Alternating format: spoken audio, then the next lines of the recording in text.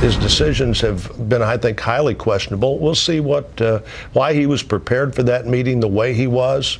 Said he had a round of murder board kind of questions before he went to see the president. Senator Roy Blunt on James Comey and his private talks with President Trump. We have Thursday's hearing live. It's already making headlines, as you can imagine. Politico writes it this way: Comey hearing consumes Washington. Republican Senator John Barrasso with me now to talk about this. And, sir, thank you for your time. And Thanks, got some Bill. breaking news going on, so if we get interrupted, please understand. How important is this hearing? What do you think it will do to clarify some of the reporting or the story that we know to date, sir? Well, I think it is important. I think it will be clarifying. People want to hear the tone and the context of not just what the former FBI director has to say, but also what he tells us that the president had to say in their meeting in the Oval Office. But that's just one of the hearings this week by this select committee on intelligence. They're also going to be meeting with the director of national intelligence, with the acting director of the FBI on Wednesday. So I think it's an important week on this matter. Okay, Mark Warner, Democrat, will have a big role this week. He was asked whether or not there's a fingerprint on all this, and this is what he said just Sunday. I think if there are inappropriate indication of financial ties, we would look at those. We've not seen those to date. There's a lot of smoke. We have no smoking gun, but every week there's more smoke that appears, and we've got to sort through it. No smoking gun, he says. What can you add on that, Senator?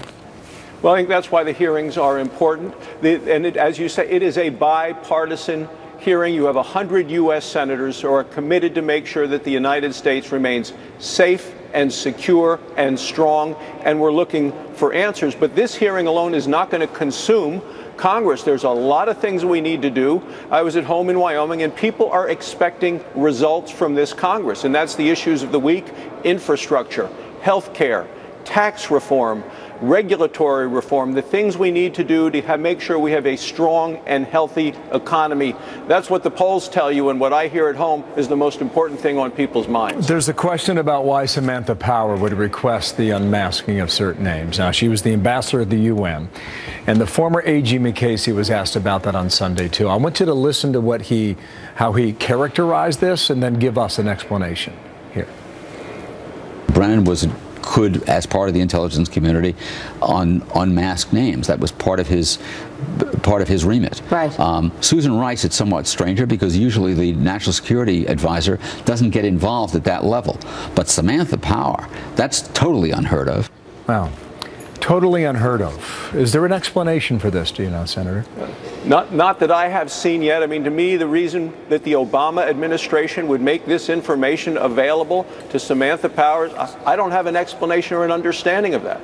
That's why I think these hearings that we're having are going to be so informative, because they may find things that the Obama administration has done, that candidate Clinton had done. So Americans want answers to this, but this cannot be all-consuming. We have a country where people want to get to work, want to put food on the table, want to get their kids off to school, and want to move forward. Just give us a sense of listening to the context and the tone, and how important that is when the former director characterizes his conversation with the president. How are we to understand that?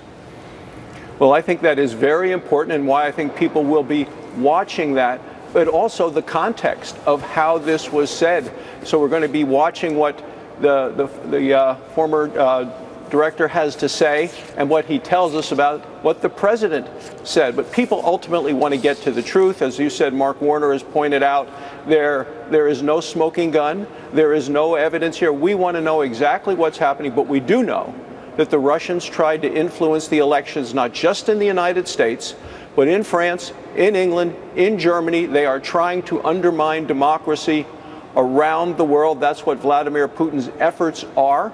Anything he can do to weaken the United States plays to him. And what he said is he wants to get rid of NATO, and he wants to restore the former Soviet Union.